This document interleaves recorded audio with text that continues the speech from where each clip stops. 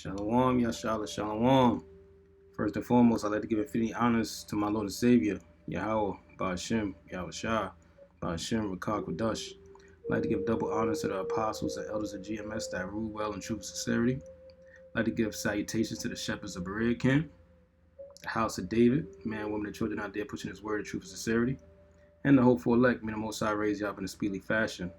This is the priest, okay, the Ak Karaka Kahan from the Shepherds of Berea Camp, the Shepherds of Brooklyn Camp. Just coming to you with, Lord willing, an edifying video that I pray, gets pushed out there and can really edify brothers' spirits, especially in these times, man. Okay, so we're gonna get straight into it with this video. Lord willing, there's gonna be little segues in it, little transitions to other subtopics. And for time's sake, I'm gonna try to skim through certain things, but it's definitely a powerful read. I suggest y'all brothers to really read everything in its full context, because it's a lot of meat on here, man. But yeah, let's get into it. So now, really reflecting on the time that we're in, dealing with, pursuing to the scriptures of Jeremiah 30:7, the time of Jacob's trouble, with everything going down, with looking at the infrastructure of this wicked society and how everything is leading toward this like we like to say, this miracle cure that they're trying to get everybody to take, and the MOTB, as we like to call it, the M to the A to the R to the K, that's going to be implemented as well. It just really makes you think, man. It just really make you sit back and think about, Yahweh Shai and the 12 tribes of Israel, and all that we've come through during this time. And what I'm going to title this video is, without forgiveness, where would we all be? And that's it right there. Without forgiveness, where would we all be, man? Because there's a lot of stories that deal with forgiveness, when by all rights these people, these individuals didn't have to do that. They could have easily went a whole nother route. But it just shows you the power of forgiveness, and not always to put curses on people, but sometimes just to pray for people, man. I mean, the Most High is going to do whatever He's going to do, but you got to show a balance. Not everything should be coming down with a judgment, regardless of the situation that you're in. Sometimes you got to find forgiveness, man, and without forgiveness, where would we be? So with that being said, let's start this off. We got Genesis 37:1. It says, "And Jacob dwelled in the land wherein his father was a stranger, in the land of Canaan." Verse 2, "These are the generations of Jacob, Joseph being 17 years old." You see that? So Joseph was a grown man at that time. Soon to the scriptures of being 12 and older, he was considered a man. It says 17 years old, "was feeding the flock with his brethren." See that, man? So he was with his brethren feeding the flock. "And the lad was with the sons of Balha, and the sons of Zaphah, his father's wives," right, which was his concubines. "And Joseph brought unto his father their evil report." Verse 3, "Now Israel loved Joseph more than all his children, because he was the son of his old age. And he made him a coat of many colors." You see that, man? So Israel, okay, which his name was changed to Israel, it was Jacob at first, okay. He had a certain soft spot for Joseph, man. Okay, that was the one that he loved the most. That was his favorite son, so much that he actually made him a coat of many colors, man. Okay, had a certain fabric, okay, certain colors to it. You put a lot of time and care into making this fabric real special for his son, man. So let's continue. Verse 4, "And when his brethren saw that their father loved him more than all his brethren, they hated him and could not speak peaceably unto him." You see that, man? So, by a process of elimination, man, when you really sit back, this is probably the first time really dealing with, Israel as a whole, dealing with the tribes. The first time you ever really seen enviness and hatred coming. Fast forward down the line, we look at our people, 12 tribes of Israel, again, as I stated earlier, you so-called blacks, Latinos, and Native American Indians. which is comprised of the 12 tribes of Israel, okay? That's what we deal with. A lot of times in the so-called black community, Hispanic community, Native American Indian community, we deal with a whole bunch of hatred just off of another person's accolades or gifts or talents. You know, this person may have a best jump shot, so your thing is to try to break their leg. You can't just appreciate what they have or see if you could learn from that. It's just to bury that brother. You know, we had this concept that, you know, I have to burn down, if my lawn looks like trash, I have to burn down your lawn, which looks better than mine's, so my lawn could look better. No, that's not how it works, man. Even in this truth, we got brothers that's envious of other brothers just because, you know, maybe this priest is better at dissecting and unpacking certain situations, or is better at speaking, or has the gift of prophesying that the Lord blessed him with. That was his portion. You can't get upset at that. Hey, praise Yahweh while Yahweh shot. The fact that you even have a brother that you know like that has that. So now they could, through the Spirit, break that down for you. And you know what? You have your talents as well that you contribute to the body. You know, scriptures tell you about that in the book of Corinthians, man. You know, the eyes have a purpose. The ears have a purpose. You know, you don't see the ears envying off the eyes. You know, but not to get too much in a tangent. The point of the matter is, you know, this is where you start to see some hatred come in. And Joseph didn't even do anything. Keep in mind, Joseph didn't do anything at all. But just because he was considered the favorite to the father, you know, his brethren hated him, man. They couldn't even speak peaceably unto him. So that means they gave him a cold shoulder. Joseph probably like, what the heck is going on? Like, what did I do? Why are they giving me the cold shoulder for? I never did anything wrong to them.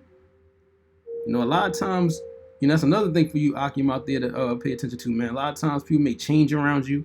You ain't even do anything. You just like, yo, what's up with them? Like, what, did I do something? No, it's not what you did. It's not about what you did. It's about them and the ways that they have to change, man. And the more you start pushing righteousness and this truth as another side lesson, man, you're going to have people that's going to distance themselves away from you. Hey, that means there's something wrong with them. You just keep on pushing. But let's continue. It says, verse 5, and Joseph dreamed a dream, and he told it his brethren, and they hated him yet the more. You see that, man? So here it is, Joseph, you know, being innocent, okay, actually sharing one of his talents through the spirit and power of Yahweh Bashim Yahushua, Bashim Kakodash that he has.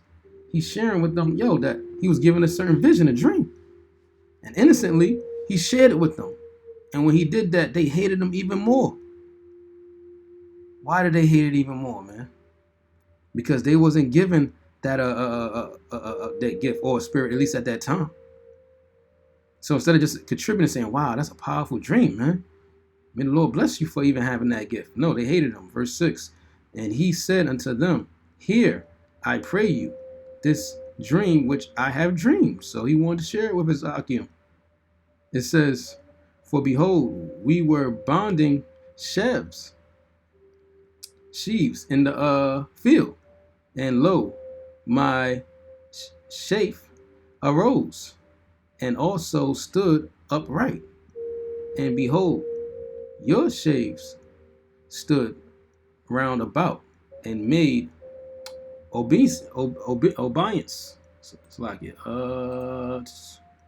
Obeyance.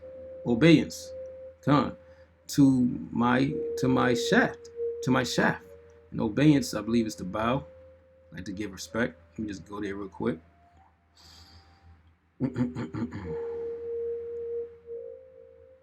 Yeah, to bow. Right. I like to give respect. So basically what's going on, he's sharing this vision with his Akim, man, with his brethren. Verse 8, and his brethren said unto him, shalt thou indeed reign over us? Or shalt thou indeed have dominion over us? And they hated him yet the more for his dreams and for his words. You see that, man? So pretty much with that vision, they were saying like, hold up, are you trying to say that you're going to reign over us, man? Are you trying to say you're going to have dominion over us? This dude's bugging. So here it is. They already felt a certain type of way. And now when he shared that dream, to them, it's kind of like, yo, he over here talking about how you're going to rule over us. How you going to have dominion over us? Yo, man, what's wrong with this? So they already had a certain type of hatred for him. Mind you, He wasn't coming off in a evil, malicious manner. He was just sharing his dream. You know, a lot of times, you know, brothers would share their dreams and certain situations, and not everybody's going to take it the way you think they're going to take it. And that's why you got to be careful, you know, who you share your visions with, your dreams with, and not just talking about spiritual dreams, but just in life, certain aspirations. Because certain Akim will take that and want to do a 12-part series on you, and you're not doing anything wicked, but they'll take it a certain way, and they just want to put a monkey wrench into your program. You know how many times brothers will pillow talk or say certain things, and somebody else interpret it the wrong way or get upset at it? Oh, this person has dreams of this, or this person's saying that. That's why you got to be careful who you talk to. But let's continue. Verse 9. And he dreamt yet another dream and told it his brethren. So now he had another, most I was dealing with him, he had another vision and said, behold, I have dreamed a dream more. And behold, the sun and the moon and the 11 stars made obeisance to me. You see that? So now, well, you know, I'm gonna let the scriptures speak before I elaborate. It's pretty much gonna say it in verse 10 anyway. And he told it to his father and to his brethren, and his father rebuked him and said unto him, what is this dream that thou hast dreamt? Shall I and my mother and my brethren indeed come to bow down ourselves to thee in the earth? You see, so they took it like, wait a minute, you saying that the sun, which would be, you know, the father, and the moon, which would be the mother, and the 11 stars, you know, so that's talking about what? His brethren. Salakia, his brethren. So he basically took it like, yo, so you trying to say that, yo, we all gonna bow down to you? Like, what's up with you? You tripping out? What's going on with you? Again, he's not doing this in a prideful manner. He's just sharing his visions. But as you can see, that tension is starting to build from that. The brethren already hate him just for the fact that he's considered the favorite. Then he's coming out with all these prophetic dreams, which later on we will dab into that, a little bit of that as well, Lord willing. But he's bringing out all these prophetic dreams, okay? Now his father's like, yo, so you saying that me and your mother going to do it too? Like, what's up with you? Verse 11. Then we're going to go to another chapter. It says, and his brethren envied him, but his father observed the saying. You see that? So his father was just like, See, because Jacob, being Israel, was an older man. You know, he had way more wisdom. So he didn't get upset. He just thought about it. He just pondered on it, which is what a righteous man is supposed to do. You hear these things, you sit back for a second, you think, you collect your thoughts. You know, the Most High blesses you with that wisdom, knowledge, and understanding. When you hear these things, you sit back and you really dissect it, man. Okay, you don't just get upset. That's what a righteous judge does. But his brothers was already heated because they had that enviness in his heart, okay? So we're going to start getting to the point. Let's jump to Genesis 41 and 53. And like I said, it's going to be little subways throughout this video. Just bear with me. It says, we got Genesis 41 and 53. And the 7 years of plenteousness, right, that was in the land of Egypt were ended. So, you know what? Yeah, you know what? Now, I'm going to jump down. Salakia, I'm going to jump down. I'm going to go back to Genesis 37. There's a lot more meat on that, man. There's a certain point I want to get. We're going to jump down to verse 18. Yeah, I jumped the gun a little bit. All right, so we at Genesis 37, and let's start at 18. It says, and when they saw him afar off, even before he came near unto him, they conspired against him to slay him. You see? So now fast forward. He was breaking down all these images and dreams. His own brethren conspired against him to kill him. Like, really think about how much hatred you have to kill your own brother, man. Came from the same loins as your father. This is your brother, man. An innocent man. He was just giving you visions, doing the right thing. But because y'all so envious, y'all was conspiring to slay your own brother. You was coming in the spirit of Cain, man. Because when you read on down, he went to go visit his brothers out there in the field. But they was conspiring against him. Verse 19. And they said one to another, behold, this dreamer cometh. See, so they didn't even acknowledge him as the brother. They said, oh, here come this dreamer. This one with all these visions of us bowing down to him. Here come this dude. You know what I'm saying? Real envious, man. Real hateful in their speech, in their spirit. Okay? And a lot of you brothers out there got to watch out for that too, man. A lot of times y'all have brothers right next to you, you know, acting like they're trying to do the right thing. You know, acting like, oh, you know, they want to be down with the camp and they care for brothers. And yeah, for real, man. You know, I love this truth, man. Yo, this thing is powerful. Meanwhile, they be conspiring against you. Let's talk about it. They be conspiring against you, man, behind your back. Bearing false witness, telling lies, trying to cause discourse. And when you see people like that, yo, you gotta stay away from them, man. And if you have them in your camp, you kick them out. And if they're around your camp, then you just stay away from them, man. But let's continue, verse 19. And they said one to another, behold, this dreamer cometh. Verse 20.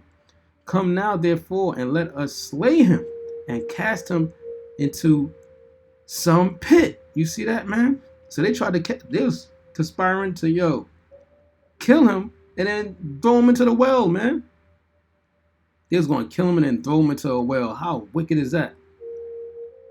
And then if you sit back and say, for what? If somebody was to say, yo, I caught you killing, why did you kill your own brother? What was going to be your reason? He didn't lay down with none of your wives, which is an act punishable of death. He didn't kill his father. What about, oh, because he was seeing visions and just being too perfect in the eyes of our Father. Same thing again with brothers that try to be around us. You know, what did we ever do to you for you to treat Yahweh Shai and this brotherhood so wicked, man? To have such malice towards brothers. What would be your reason? If the Most High took your life today and you was in the heavens and you was right there before the judgment seat, before the Lord, and he asks, yo, why were you conspiring against your brothers? Because we all brothers in this truth. What would have been your reason? And y'all know who I'm talking about, man. Well, that individual knows who I'm talking about. Anyway, it says, and we will say, some evil beast have devoured him. You see that, man? So they already had things in motion. So this right here would be considered premeditated murder. This would be considered premeditated murder of their own brother, man. How wicked is that? How wicked is that they let Satan, dwell in their mind to the point where it's conspiring to kill their own brother for being innocent. And we shall see what will become of his dreams. You see that? And they was talking like niggas in the world. Because that's what niggas do. Shoot, this dude over here thinking that he going to be the king of New York, huh? All right, shoot. I'm going to shoot that crown right off his head. Let's see if he's still the king then. You know what I'm saying? That's how Israel talk. That's how we know this is Jakes. That's how we know this is Jakes.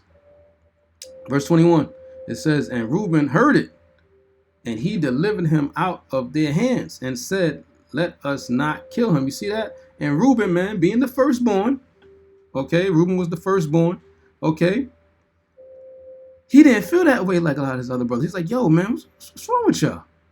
No. Y'all ain't gonna kill our brother, man. See, so y'all ain't gonna kill our brother. So he stopped that murderous spirit from happening, man. Verse 22, it says, and Reuben said unto them, shed no blood, but cast him into this pit that is in the wilderness. You see that, man? So the spirit still was on him too, to have that enviousness, but he didn't want to slay his brother. Okay? So that's a high price, man. It says, and lay no hand upon him, that he might rid him out of their hands, to deliver him to his father again. You see that, man? You see that, man? Because what Reuben was really doing, he really was trying to, and let me backtrack, my statement when I said, as for, he really didn't want to kill him, but, still had that envious spirit. Technically, he didn't, because right here it's stating that with Reuben, he he was pretty much supplanting with the other brothers. He was like, yeah, matter of fact, you know what? Don't even kill him, but let's just cast him out. You know what I'm saying? Let's just cast him out. And then guess what? And then just act like something happened to him. But really, he was doing that because secretly he wanted to come back and save him. He wanted to come back and save Joseph, man. So this way, bring him back to his father, to their father. Because he's seen how the other brothers was conspiring. You know, so Salakia for that statement when I said, you know, he still had that enviousness. He really was the righteous one of the bunch. But he should have did even more. Technically, he should have warned their father and kept going from there. But he tried to help out. All right, verse 23, it says, and it came to pass when Joseph was come unto his brethren that they stripped Joseph out of his coat of many colors that was on him. You see that? So they grabbed him. So you already know how it went down. They grabbed him up, took the coat, probably ripped it. Well, yeah, they ripped it, took it off of him. You know, this wasn't no easy process. This wasn't no like, okay, here goes my coat. You know, they took it from him, man. It says, verse 24, and they took him and cast him into a pit, and the pit was empty. There was no water in it. You see that, man? So they cast him into a well, which had no water in it, man. Took his coat from him, ripped up. Verse 25, and they sat down to eat bread, and they lifted up their eyes and looked. And that in itself show you the wickedness, man. It says, and they sat down to eat bread. So right after that act, y'all Jews just threw your brother down a well. Y'all threw your brother down a well. No water, no nothing. Even if he was to stay down the well, he doesn't even have water. And y'all was able to still sit and eat about it, man. Y'all was still able to sit and eat. Stomach wasn't in a knot, no conscience. Y'all was able to sit down and eat. That just shows you how powerful that spirit of enviousness was upon them, man. It says, and behold, a company of Ishmaelites came from Gilead with their camels, bearing spicery and balm and myrrh, going to carry it down to Egypt. So as they was eating, they seen Ishmaelites traveling with spices and myrrh and balm, bringing it to Egypt. Verse 26, and Judah said unto his brother, what profit is it if we slay our brother and conceal his blood? You see that, man? So they're like, yo, at the end of the day, what are we getting out of this? Like, what profit are we getting from this? Like, yo, we done put our brother down there. You know, we concealing his blood. Meaning what? Like, we gonna make it seem like we ain't do it. We got the coat over here. We could go back, you know, show our father, put some blood on it, like, you know, the animal killed him. We don't know what happened, but yo, what is the profit in us? Like, we should get something out of this. Again, showing you the wickedness in their heart. Verse 27, come and let us sell him to the Ishmaelites, and let not our hand be upon him, for he is our brother and our flesh. And his brethren were content. You see that? So they said, you know what? In the end of the day, this is still our brother, man. We can't just have him in a well like this, starving to death, you know, die from probably heat exhaustion, no water. Point is, they put him to they put him to his death, man, by putting him down that well. So what did they say? You know what? Let's sell him. So here it is. These dudes done sold their own brother, an Israelite brother, to the damn heathens, man. To the damn heathens. And let's see what they sold him for. And they all agreed on that. They said they were content. Verse 28. It says, then there passed by Midianites, merchantmen, and they drew and lifted up Joseph out of the pit. See that? And just imagine how Joseph felt, man. Really think about it. Really put your mindset into, let's really unpack this now. Really put your mindset into Joseph. You done had his brothers that done ganged up on him. Like I said, you know, Reuben said a little something, but in the end of the day, you still contributed. You still contributed. So it still was wicked as hell. I keep going back and forth, but it really was wicked as hell, man. No emotions in this. It was still wicked. Because regardless of the fact, you helped with that.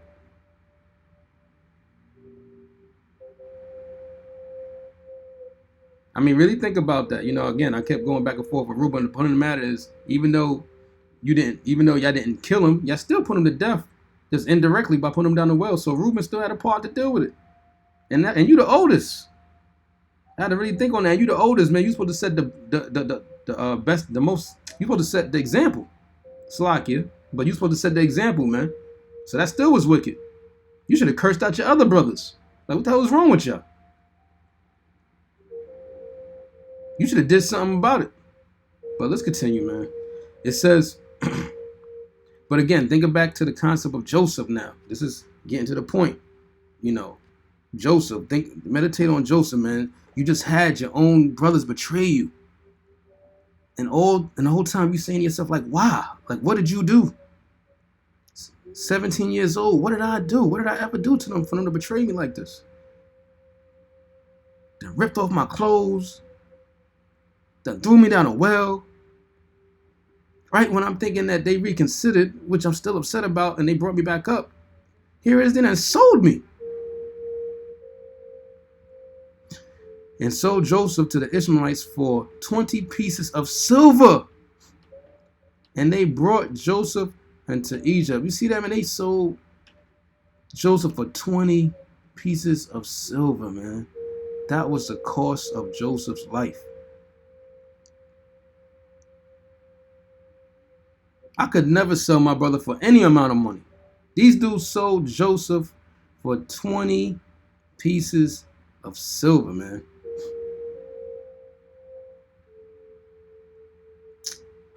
Shit's crazy. It says, verse 29. No matter of fact, we're going to stop right there. Like I said, I want to jump around a little bit. As I explained earlier, there's going to be a lot of jumping around because it's a lot of meat on this whole story. But we got Genesis 41 and 53. It says, again, now I want y'all to keep in mind frame of Joseph now. Keep that mind frame of Joseph of what he went through. Okay, probably the traveling, knowing he was sold. You know, they brought him back to Egypt. When you read the story, you realize they brought him back to Egypt. All the things he went through, you know, over the years, he's growing up, realizing what his brothers did to him. Probably made him a little more cold-hearted. Probably was sad, upset. All your brothers sold you into slavery, man. Went straight into Egypt, house of bondage. Verse 53, and the 7 years of plenteousness that was in the land of Egypt were ended. Verse 4, so this was a time when, you know, they had plenteousness, man. You know, it's plentiful. They had a lot of resources, the agriculture was thriving, for lack of a better word. Verse 54, it says, and the 7 years of Darth began to come, according as Joseph had said. You see, so now when you continue reading, like I said, I jumped the gun a little bit just for time's sake, but over time the Most High blessed Joseph with not only, did he start to move up, not only when he was brought to Egypt, he started to move up to the ranks, but a lot of times he would share his visions to Pharaoh and interpret those visions to the point where Pharaoh made him governor of Egypt, man. So he pretty much was second in command to Pharaoh. So now you fast forward in the future, here it is. He went from being sold. Think about that. He went from being sold to going to Egypt to being second to Pharaoh, man. He went from being second to Pharaoh. Under Pharaoh, he controlled everything. But let's see what happened. And said, and the Darth was in all the land. And this says according to that, because one of the visions that he had, he told him, he said, listen, we need to start having more supplies, to have more preventions. Okay? I believe that's the word. Provisions. Salakia, provisions. Okay? We have to save up. Why do we have to save up? Because there's going to be a time where there's going to be a drought. Because that's what this means, Darth, a drought. A drought is coming. It says, as was in all the lands. But in all the land of Egypt, there was bread. Why? Because the Most High was dealing with Joseph and gave him that vision and gave him that spirit to have provisions to prepare. Okay? And matter of fact, you know what? Let me get a precept real quick. Baba Kashar, just bear with me. That's heavy, man, because you know what? That's the same thing that the Lord blessed us brothers with. The Lord blessed us brothers. Matter of fact, you know, I can just get it here. Boom. The Lord blessed us brothers with having provisions as well. But in that time when it was considered carnal, you know, we have spiritual provisions, man, through the Spirit and power of Yahweh Bashem Yahushua. We got Matthew 6:19. It says, "Lay not up for yourself treasures upon earth, where moth and rust doeth corrupt." Right, man. You got a lot of these people in this world that are considered doomsday preppers. You know, they have their meats, you know, their cans, you know what I'm saying, their Vienna sausages. You know, they got all these different things prepped up for them. You know, they got freaking powdered oxygen. Yeah, I said it. They actually got powdered oxygen.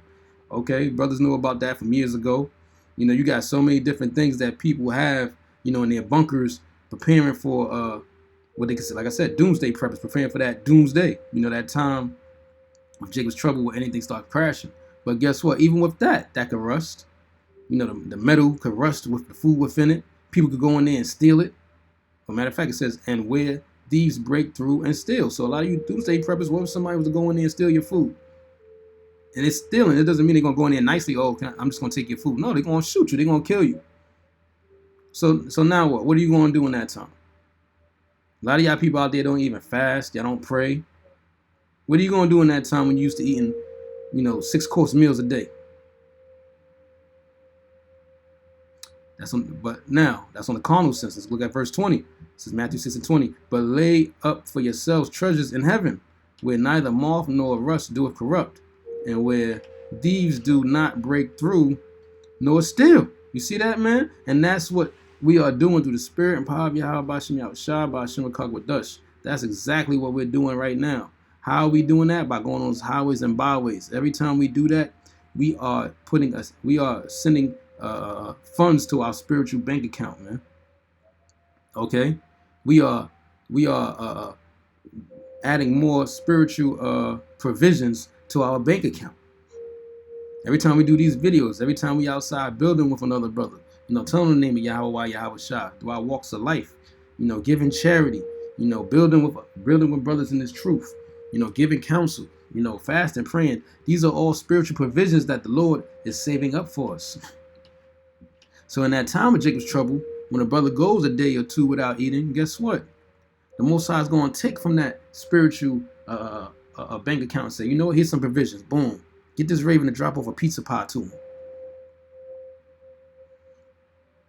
Get this bird to drop off a whole hero sandwich for him and his brothers. You know, whatever the case may be, that's going to be the time when it's going to be time to cash in. You know, so us brothers are going through the same thing right now. And the Lord has given us this holy Bible, okay, to read it so we can prepare for the time. Because the Holy Scriptures is how we are preparing for that time and preparing these spiritual provisions, man. So this is the warning. So we can save up our oil for that time. Matter of fact, let me get one more, man. Amos 8:11. Let me get one more. It says, Amos 8:11, "Behold, the days cometh, saith the Lord Yahweh Yahweh Shah." You see, so it's saying the days are coming. See that? Meaning what? This is a prophecy. Just like Joseph. Most High gave him visions. It's time to prepare. Prepare before it's too late. That's why it says in all the lands, Egypt was good. Because they was preparing before it happened. The Most High is telling you prepare right now. He said, behold, the days are coming, that I will send a famine in the land. So naturally, if you know the Lord is warning you and say the days are going to come when He's going to send a famine to the land, what are you supposed to do? You're supposed to prepare. Prepare those spiritual provisions, man. Not a famine of bread, you see. So He's telling you this time, don't worry about it. It's not a famine of bread, nor of thirst of water, right, but of hearing the words of the Lord. Woo! You see that, man? So it's going to be a time, as much as y'all got your algorithms and y'all want to take our videos down and y'all want to send agent provocateurs to come by the camp and, you know, try to drown out the word with your Christian bullshit doctrine with your loudspeakers, and send other agent provocateurs to try to get brothers in a rowdy spirit to want to do things. Hey, listen, man. In that time, all those the same individuals going to be running to try to see if we still on those highways and byways, which we not going to be. And all that oil that we saved up is going to be for us, not for y'all, because we tried to give you the oil at that time, but you didn't want it. Meaning this law, statutes, commandments, the understanding of this truth. And that time, we're going to have to go off the provisions that we saved up. But I want to be too long-winded. It says, verse 55, it says, and when all the land of Egypt was famished, the people cried to Pharaoh for bread. And Pharaoh said unto all the Egyptians, go unto Joseph, what he saith to you, do. You see that, man? So Pharaoh said, yo, man, y'all need to go to Joseph, my second in command, the governor of Egypt. You know what I'm saying? Because this is concerning him. He the one that did that. So you go to him, and whatever he tell you to do, that's what you do. Verse 56. And the famine was over all the faces of the earth. And Joseph opened all the storehouses and sold unto the Egyptians. And the famine waxed sore in the land of Egypt. You see that, man? So he prepared for that time. Okay? And when it was that time now, when that famine came, they were good. He opened up the storehouses. The Egyptians gave him money. Boom, he sold it to them. So they didn't have nothing to worry about. Verse 57. And all the countries came into Egypt to Joseph to buy corn. You see that? So all the countries came to Egypt. So everybody gathered around just to come to Egypt, because they knew they had stored up food, because that the famine was so sore in all the lands. You see that, man? So the Most High had it where everybody had to come to Egypt. Now watch how this plays out. Let me get rid of this. Let me get rid of that. Let's go over here. Now we're going to jump again. We're going to jump to Genesis 42. All right. We're going to jump to Genesis 42. This one's going to be a little long, but just bear with me, Akim. It's all for edification. We got Genesis 42 and 1. It says, now when Jacob saw that there was corn in Egypt, Jacob said unto his sons, why do ye look one upon another? And verse 2, and he said, behold, I have heard that there is corn in Egypt. Get you down thither and buy for us from thence, that we may live and not die. So basically Jacob like, yo, why y'all standing around looking stupid? Like, yo, I heard that it's some corn over there, man. We got some provisions over there in Egypt. Y'all need to get over there real quick. Go get that and bring it back before we die, man. You know, it's plain simple concept. Verse 3, and Joseph's 10 brethren went down to buy corn in Egypt. So they went to Egypt. Now you see the play that the Most High is doing? Here it is. Notice that play. They all got to come to Egypt now.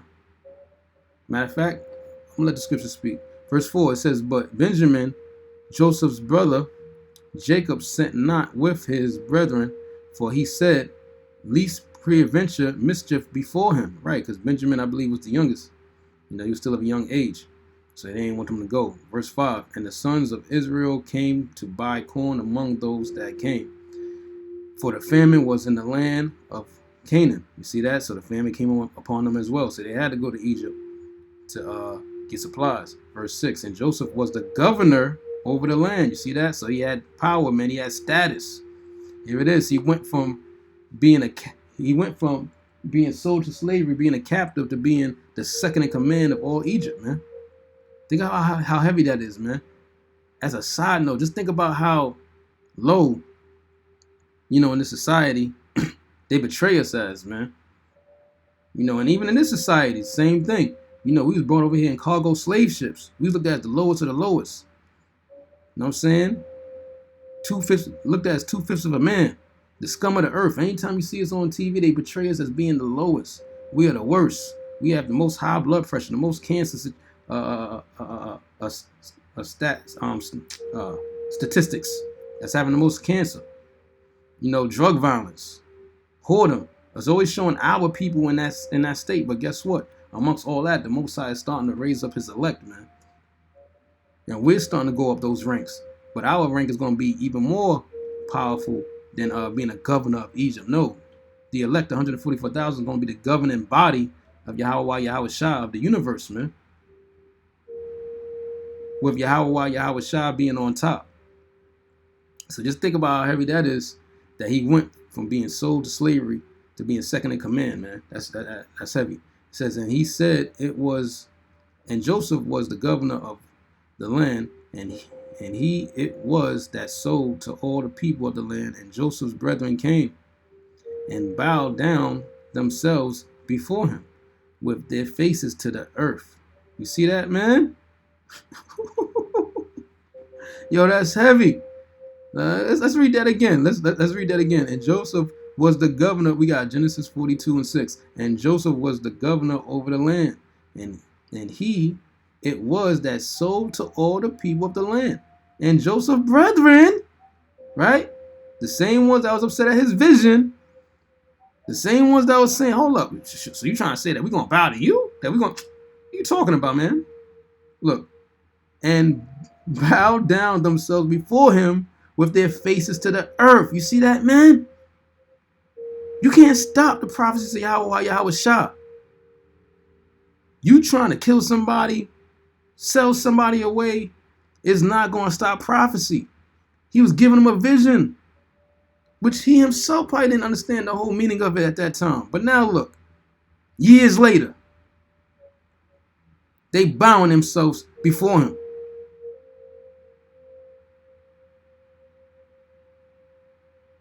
Really let that sink in, man. They couldn't stop prophecy. Y'all dudes can't stop prophecy, man. For all y'all people out there that want to scoff and bullshit around, y'all can't stop prophecy, man.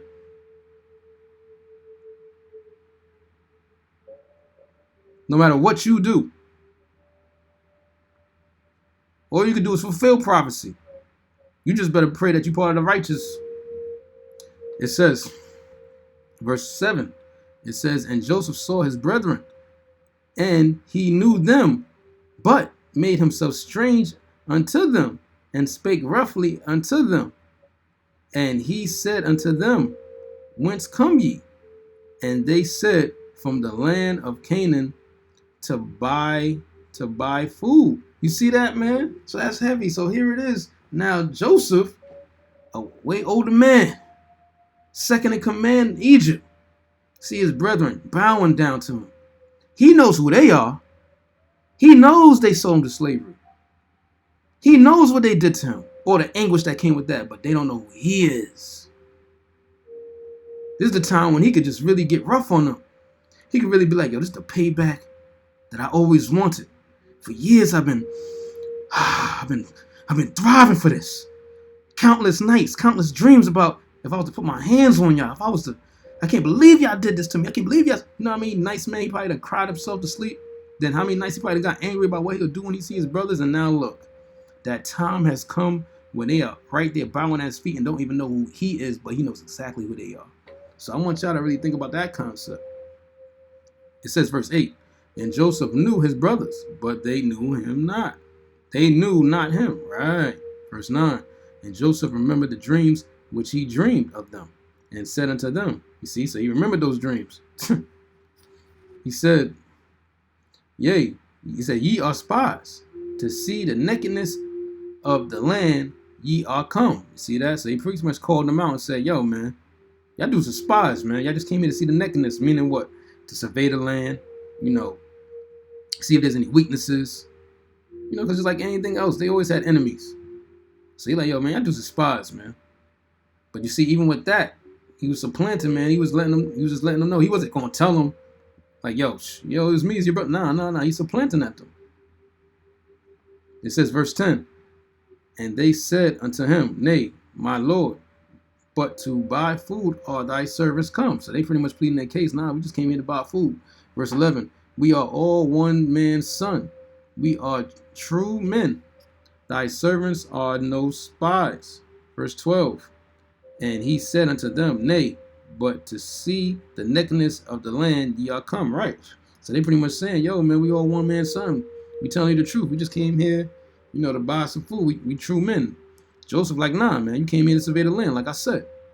I don't want to hear that. Verse 13, and they said, thy servants are 12 brethren, the sons of one man in the land of Canaan, and behold, the youngest is this day with our father, and one is not. Yeah, you see. So again, he was the youngest.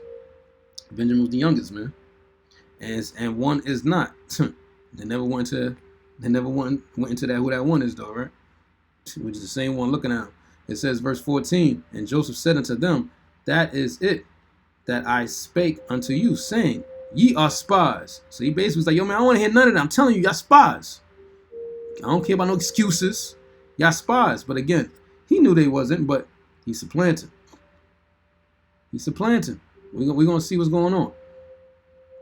Verse 15, it says, hereby ye shall be proved. See that? So it's like, yo, I'm going to give you a chance to prove yourselves.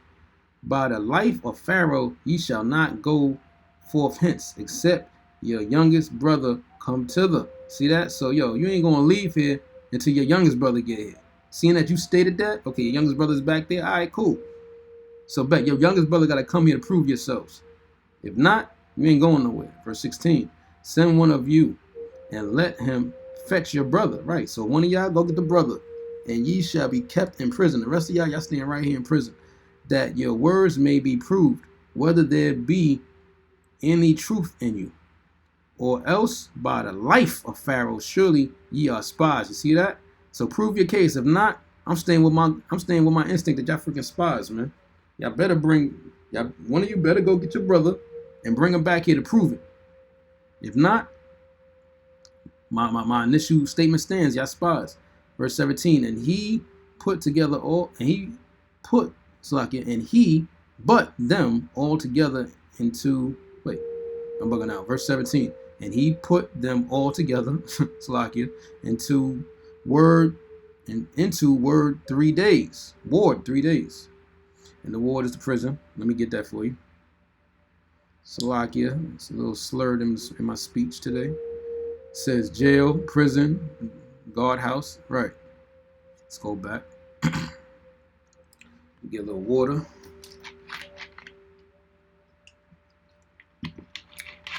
Down verse 18. And Joseph said unto them the third day, this do and live, for I fear the Most High. You see that, man? Even within that, that's heavy. Joseph saying, yo, man, shoot. Yo, just do this.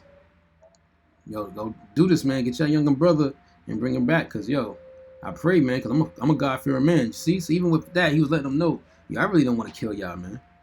I really don't want to take y'all out. Yo, I pray y'all prove it, man. You know what I'm saying? So that in itself let you know that even though, and that's another thing, you know, brothers get things taken out of context. Like, oh, you can't get this job, or you can't do this thing. You can still be a man of the Lord, man, and have a high position in this world. Not saying for you to sell your soul out, to sell your integrity out, but you can have things that still fear the Most High, man, and use those things to help other brothers out, which this is going to be a prime example of, Lord willing, as we get onto it. But I just wanted to put that spirit out there, man, because sometimes brothers feel like, oh, I can't do this, or I can't get this job, or I can't. It's not about that, man. It's about what you do with it. It's about, do you fear and put Yahweh Shah first?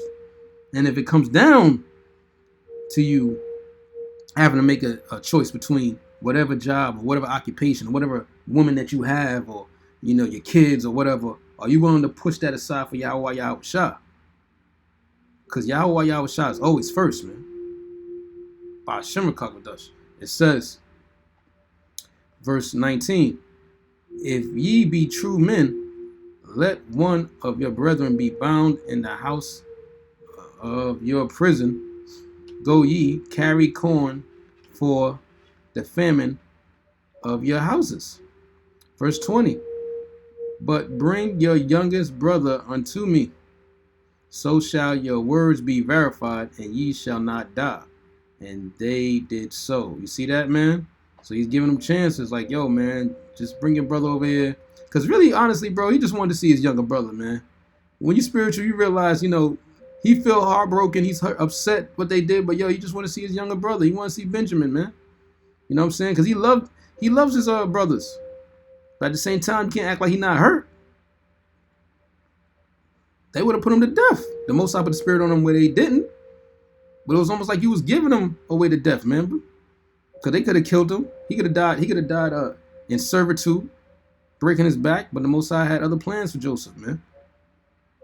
It says, verse 21, and they said one to another, we are verily guilty concerning our brother, in that we saw the anguish of his soul when he besought us, and we would not hear. Therefore is this distress come upon us. You see that, man? You see that? So they even know. So they even know, damn, the reason we going through this right now is because long ago what we did to Joseph. You see that? That came to their consciousness, like in this world what they consider karma. Let's read that again. And they said one to another, we are verily guilty concerning our brother. Right, man? Like, yo, this is the payback we getting for what we did to our brother Joseph years ago. Not knowing that was Joseph talking to them. But the Spirit put that in their minds. Like, this is that karma. It says, in that we saw the anguish of his soul. Right. Y'all saw what y'all did to him. Y'all put him through anguish, man. I can't even imagine a close person, a brother, selling me into slavery, man. I can't. It says, when he besought us, and we would not hear. Therefore is this distress come upon us. Right, man. Y'all didn't listen to reason. Joseph probably was crying out to y'all when they was carrying him away. Y'all didn't listen. Y'all was cold-hearted, man. Verse 22. And Reuben answered them, saying, speak I not unto you, saying, do not sin against the child. And ye would not hear. Therefore, behold, also his blood is required. Right, man. Again, Reuben elaborating. Like, yo, y'all didn't want to listen when I told y'all not to do it. But at the same time, like I said, Reuben could have did something to stop it as well. But, you know, he's just saying from what he said chapters before when it first happened. Just getting on them about what they did. Verse 23. And they knew not that Joseph understood them, for he spake unto them by an interpreter. You see that? And even that was using wisdom, man. He spoke to them using an interpreter. Because you already know he was in Egypt, so he was speaking the language. But guess what? He still knew Hebrew. He understood them. But see, again, that goes to the scripture. You know, don't let your right hand know what your left hand doing. So they didn't just talk to him and he was like, oh, yeah. No, he was an interpreter. Wisdom, man. Verse 24, it says, and he turned himself about from them and wept and returned to them again and communed with them and took from them Simon and bound him before their eyes. You see that, man? So everything going on.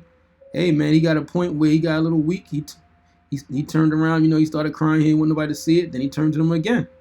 Because again, you know, all these emotions are building up. Remember, you're seeing your brethren after all these years. Mixed emotions. You love them, but at the same time, you're upset and sad. Like, how could they do that to you? I don't care if you're the governor. I don't care if you're the president. I don't care who you are. I don't care how high your stature. If you see your brothers, you're going to feel a certain type of way, especially with everything they did to you. No amount of stature or being hard in this world is going to stop. It's going to hold back those tears, man. But I want to read this right here, which is heavy. Because he already did one act. But look at this, verse 25. Again, putting yourself in the mind state of Joseph. Again, this thing is talking about, you know, the power of forgiveness. You know, without forgiveness, where would we be? Where would we all be? Verse 25. Then Joseph commanded to fill their sacks with corn and to restore every man's money until his sack, and to give them provision for the way. And thus did he unto them. You see that, man? Yeah, that's heavy. Hey, Barakatayah Shabbat Shem Kagwadash. With all that anguish, with all the ways that he could have got back at them, made them pay for what they did. All the ways. What did he do? He filled their sacks with provisions, man. He gave them supplies. And they didn't have to pay for it. He snuck and took the money and put it back on them without them knowing it, man, in the bag. Let's read that again. Then Joseph commanded to fill their sacks with corn. It's heavy, man. And to restore every man's money into his sack. And to give them provision for the way. And thus did he unto them. You see that, man? They didn't even know that he had given back the money. So they didn't even have to pay for it. for that compassion and love he still had for his brothers, man. He turned the other cheek when he had all right to take them out. He could have made it where they didn't even leave Egypt. They just put in captivity. Then what would they do? You think they're going to be able to fight Joseph's army? This is heavy, man. Like, brothers really got to think about these concepts. You was left for dead. Now you got the opportunity years later. Because that's what Jake does. Jake really sit back. Jake got this concept, that real gangsters move in silence. Meaning what? They'll sit back, they'll wait, they'll be patient. And then when it's time to strike, they will. Joseph had that opportunity right here. But what did he do? He turned the other cheek. He showed forgiveness, mercy. And they don't even know this is their brother. Verse 26. And they laid their asses with the corn and departed thence. Verse 27. And as one of them opened his sack to give his asses provender in the inn, he was opening it up so he could give his ass, the donkey, some food. He espied his money. For behold, it was in this sack's mouth. You see that? So he's like, wait, hold up. So now he's looking in the bag. He's like, wait a minute. I think it's this down here. He's like, yo, how's my money back? Yo, my money's in the sack. Because remember, they gave the money, but now he sees that the money's back in there. Why? Because Joseph told his servants to put the money back in there. Verse 28, last one before we move on. And he said unto his brethren, my money is restored, and lo, it is even in my sack. And their heart failed them. They like, what the heck? What's going on here? Like, how is the money back in the sack? We got food. What's going on? And they were afraid, saying one to another, what is this that the Most High have done unto us? You see that, man? So they over here like, yo, what the heck is going on here? Multiple things crossing their mind. But like I said, these are some long but powerful chapters, but I wanted to skim through it. Also, I want to get this precept real quick, just to prove what I was saying, because like I said, Joseph by all right. Damn this thing. Yeah. Let's try this again. Exodus.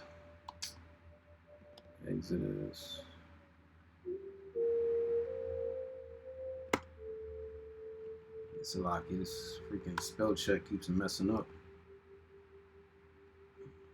Okay. Here we go. Let's see. Exodus 21, right, and 16. And he that stealeth a man and selleth him, or if he be found in his hand, he shall surely be put to death. These individuals sold Joseph to slavery, man. They sold their own brother into slavery. By all rights, they could have been put to death. By all rights, Joseph could have just got back at them. By all rights, he could have put them in slavery. He could have beat them till they died. He could have made them serve out to the rest of their life. Joseph could have did so much things, especially with the power that he was given. But as you can see, he turned the other cheek. Let's jump real quick. We got Genesis 45:1. Like I stated, this was going to be we're almost done, but this is going to be a little lengthy. Finishing up, just so y'all can get a little conclusion on this. We got Genesis 45:1. Again, I suggest y'all brothers to really read all the story, man. There's a lot of meat in this. It says, then Joseph could not refrain himself before all them that stood by him. And he cried, because every man to go caused, let me read it again, Genesis 45:1. Then Joseph could not refrain himself before all them that stood by him. And he cried, cause every man to go out from me. So he told all of them to go away. And there stood no man with him, while Joseph made himself known unto his brethren. So he moved everybody out the way. And then finally, right there, you already know. Matter of fact, let's see. Verse 2. And he wept aloud. And the Egyptians and the house of Pharaoh heard. You see that, man? So that was a loud wail, crying, ah, it's me, Joseph, your brother. Could you imagine that wail? Everybody heard it. It said the house of Pharaoh heard it. That was a loud wail. He probably couldn't hold it back no more. It's me, it's your brother. It's Joseph. Woo! You know how much that probably weighed on his chest? He probably couldn't wait to tell him. That relief just to be like, ah, it's me, it's Joseph, it's your brother, man, it's me. Verse 3. And Joseph said unto his brethren, I am Joseph. Doeth my father yet live? See that? So now the cat's out the bag. You know what I'm saying? No more interpreters. Huh? No more looking a certain way so they can't tell. Nah. First thing, yo, it's me, your brother, and is my father alive? You see that, man? You see the love he had for them? I see y'all, but where's my father, man? I yearn for my father. And his brethren could not answer him. Yeah, they stuck, they in shock. For they were troubled at his presence. They're like, what the heck? It's Joseph? Yeah, it's Joseph, man. It's Joseph. It says, verse 4. And Joseph said unto his brethren, come near to me, I pray you. And they came near, and he said, I am Joseph, your brother, whom ye sold into Egypt. See that? So he told him, it's me, the one that you sold into Egypt, man. It's me, your brother. Verse 5. Now therefore be not grieved, nor angry with yourselves, that ye sold me thither. Woo! Come on, man. Who says that? Who says that, Akim? He could have been like, it's me. Y'all some bastards, y'all some evildoers. He said, you don't be grieved, you don't be angry with yourselves that you sold me thither. For the Most High did send me before you to preserve life. Woo! You see that, man? Do you see that? Through the spirit and power of Yahweh Bashem Yahushua, Bashem Wadash. Without forgiveness, where would we all be? I want y'all to really sit back and think about that. If Joseph didn't turn the other cheek and said, you know what? For what they did, I'm going to slaughter all of them.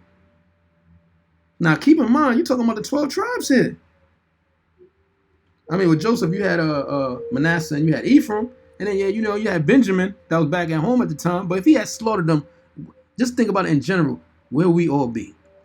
It would just be 3 tribes.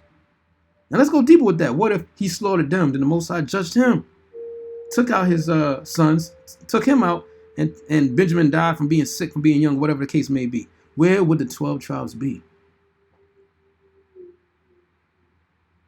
How would have Yahweh Shah came through Judah to go through that genealogy, man? Think about this act right here. Where will we all be, Akim?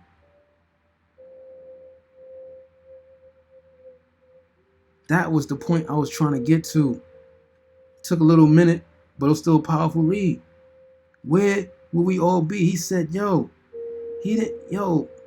Salaki, I'm just thinking about this even more while I'm reading it. Like, let's read verse 5 one more time, man. Now, therefore,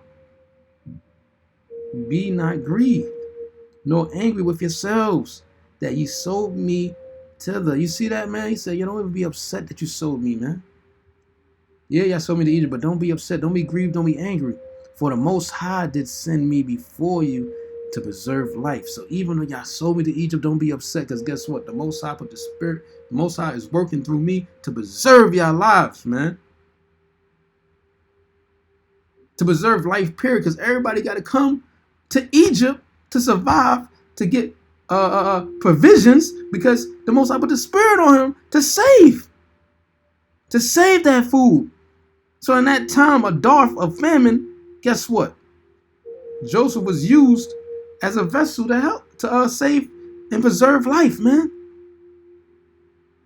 And we're gonna stop right there with this. It's a powerful read. And when you read chapter 46, you realize, he moved all his brothers into Egypt with him, man. But I'm gonna let y'all do the reading on that. But it's just heavy concepts that, again, brothers, let me finish on, because we got some more examples, and then we're gonna finish this up. We got Acts 7 and 54. So this is the time right here where, Stephen was giving his testimony of Yahweh Shah, man. They gathered him up. They're about to put him to death. They asked him to plead his case. And he pleaded it starting all the way from Abraham all the way down and showing them how wicked these people have become now, man. And how they fell off from their forefathers. And when he did that and rebuked them in that way, this is what continued on from there. We got Acts 7 and 54. When they heard these things, they were cut to the heart. And they gnashed on him with their teeth. Yeah, man, they got upset. Like, yo, I can't believe he rebuked us like that. Comparing us from Abraham all the way down, how wicked we are. He got on them, and they got upset. So what did they do to retaliate? Which they was going to do anyway? Verse 55. But he, being full of the Holy Spirit, looked up steadfastly into heaven. You see that? He didn't buckle. He didn't beg. He didn't say, no, please stop. Don't do this. He stood up like a man of Yahweh Shah. Like the scriptures tell you in Ezra's, man, those that stand so stiffly for the word. And he looked up into the heavens and saw the glory of Yahweh Shah. And Yahweh Shah standing on the right hand of the Most High. You see that, man? That was the most beautiful vision in existence that you can have. To look upon the Heavenly Father and see Yahweh Shah on the right hand side of him, man. How many dudes in the world could say they seen that? Verse 56. And said, behold, I see the heavens opened, and the Son of Man standing on the right hand of the Most High. Verse 57. Then they cried out with a loud voice, and stopped their ears, and ran upon him with one accord. You see that, man? So they all ran to gang up on him. To do what? Verse 58. And cast him out of the city, and stoned him. Took him out of the city, and they stoned him, man. And the witnesses laid down their clothes at a young man's feet, whose name was Saul, right? And we know later on this would be, his name would change it to Paul, which was the Apostle Paul, man. But at this time, he was Saul, and he orchestrated all of this right here, man. He was persecuting the churches. Verse 59, it says, and they stoned Stephen, calling upon the Most High, and saying, Yahweh Shah Mashiach, receive my spirit. So they were stoning him while he was calling upon the Lord. And Lord willing, brothers could have that same spirit on them, man. In that time when they want to give us the guillotine, when they want to torture brothers with, anything, different technologies they have, laser beams, guillotines, using a freaking crane to just fall on it. Like, there's so many different things they could do. Put us in a cauldron and burn us alive. Just pray that the Most High put that spirit on you to keep calling out that name while you're going through it. That guillotine about to come down. You're like, oh, praise Yahweh, Bashem, Yahshua, Bashem, Kagadash. And again, this is orchestrated by Saul right here now, which ended up being Apostle Paul. But this is the point that I want to get to. Verse 6. Another one dealing with turn the other cheek, and how much we don't understand how much our mercies and our prayers go a long way down in the future, man. It says verse 6. And he kneeled down and cried with a loud voice, Lord, lay not this sin on their charge. Woo! You see that, man? In that time, we easily could have cursed all them out for what they did. In that time, when he could have told Yahweh Shah, please curse all these people, kill them, kill their family, curse their family and their lineage. He said, yo, lay not this sin upon their charge. And when he had said this, he fell asleep. And who did you think that prayer went out to, man? Multiple people in that crowd, but we know that prayer, one of those prayers had to go out to Saul, which ended up being the Apostle Paul, man. We know that, man. Through the Spirit, you have to know that. You see that? And so that was, again, another example of a preserving of life. Just like Joseph said, that was a preserving of life. Because it's so easy in that time to curse them out. It's so easy. But he did a righteous act in the time of death when he could have just, man, it's just heavy, man. Just stumbling over my words because it's so heavy. He turned the other cheek in that time. Say, yo, man, Lord, just forgive him. And where did you think he learned that from? Through the Holy Spirit. Let's finish it off with the last one and show, where he got that from, man. The progenitor of forgiveness. Okay? We got Luke 23 and 33. And when they were come to the place which is called Calvary, they crucified him, and the malefactors, one on the right hand and the other on the left hand. It's talking about our Lord and Savior Yahweh Shah. Okay? The one that died for our sins, man. That died so we can have that grace period. The fact that we are still living to this very day and not cursed for eternity, man. The one that showed the ultimate forgiveness. Verse 34 says, Then said Yahweh Shah, Father, forgive them, for they know not what they do. That's heavy, man. And they parted his remnant and cast lots. So when he said that was going out for the hopeful elect. They don't know what they're doing, Lord. They don't understand. They can't even grasp the concept of what's going on here. Please just forgive them. I'm laying down my life for them. Please. Barakatah Yahweh. Barakatah Yahweh Shah. See that, man? You can't tell his dying deaths. He prayed for forgiveness. Again, without forgiveness, where will we all be, Akim? So when we come into these times right now, the times of Jacob trouble, I want y'all brothers to think on that, ponder on that. Say, oh, praise to Yahweh, Yahweh Shah, Bashim Kakwadash, for allow me to be in this truth. For giving me a chance to even build with brothers to know the name first and foremost. Got people in the world that don't even know the name. Thank you just for letting me have that precious name, man. That precious jewel of knowing your name, for being this brotherhood. I pray I be a part of the elect. I pray all the brothers out there putting this word in truth and sincerity be part of the elect. But first and foremost, just thank you, man. Thank you for not destroying all of us. Because like I said, that spirit could have came on Joseph. Where would the 12 tribes be? Think about it. And to bring it on home, even more, will we be without Yahweh Shah sacrificing his life and dying for us, man? Without forgiveness, where will we all be? So it's a little long-winded, but I pray it was edifying through the spirit and power of Yahweh Bashim Yahweh Shah, Bashim Kakwadash. I want to give all praises and infinity honors to my Lord and Savior, Yahweh Bashim Yahweh Shah, Bashim Kakwadash. I have to give double honors to the apostles and elders of GMS that rule well in true sincerity. Special salutations to the hopeful elect. Salutations to the shepherds of Berea camp. Salutations to the house of David. Man, women, and children out there preaching this word in truth and sincerity. Until next time, Lord willing, it's the priest Karak Kahan from the shepherds of Berea camp, shepherds of Brooklyn. Shalom. Kum Yashala. Kum Yashala. Kum Yashala. Shalom.